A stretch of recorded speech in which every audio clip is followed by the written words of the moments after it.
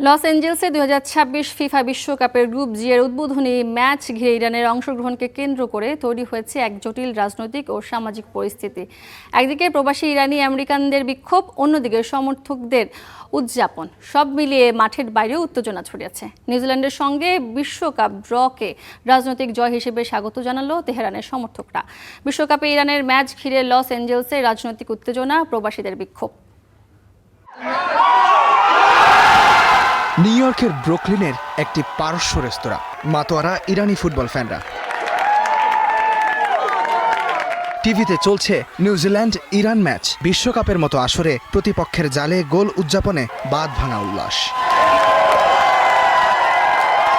প্রবাসীদের একটা অংশ ইরানের বর্তমান শাসন ব্যবস্থা নিয়ে নাখোশ, তবে তারাও বলছেন রাজনৈতিক বিভাজন পাশে রেখে জাতীয় দলকে সমর্থন করতে এসেছেন। ইরানি খেলোয়াড়রা বিশ্বকাপে খেলার এই মুহূর্তটির জন্য সারা জীবন ধরে কঠোর পরিশ্রম করেছেন। তাদের অনেকেই সাধারণ পরিবার থেকে এসেছেন। অন্যান্য অনেক ইরানির মতো ফুটবলাররাও গত কয়েক মাসে খুব কঠিন সময়ের মধ্য দিয়ে গেছেন। তাই দিন শেষে আমরা এখানে তাদের সমর্থন করতে এসেছি। যদিও রাজনীতি নিয়ে আমাদের অনেকেরই মিশ্র অনুভূতি আছে, কিন্তু বিশ্বকাপ মূলত মানুষকে একত্রিত করার জায়গা, যেখানে রাজনৈতিক পরিচয়ের বাইরে গিয়ে দলকে সমর্থন করা উচিত।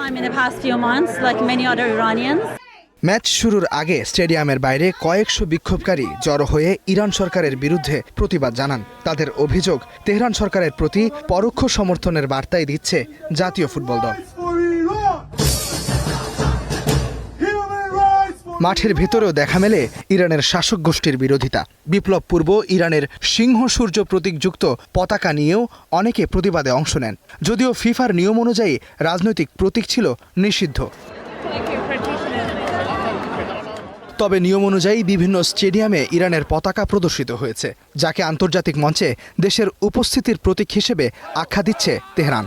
খেলোয়াড় ও কোচিং স্টাফরা জানিয়েছেন, যুদ্ধ ও আন্তর্জাতিক উত্তেজনা সত্ত্বেও তারা বিশ্বকাপে ইরানি জনগণের জন্য আনন্দ ও ঐক্যের বার্তা দিতে চান।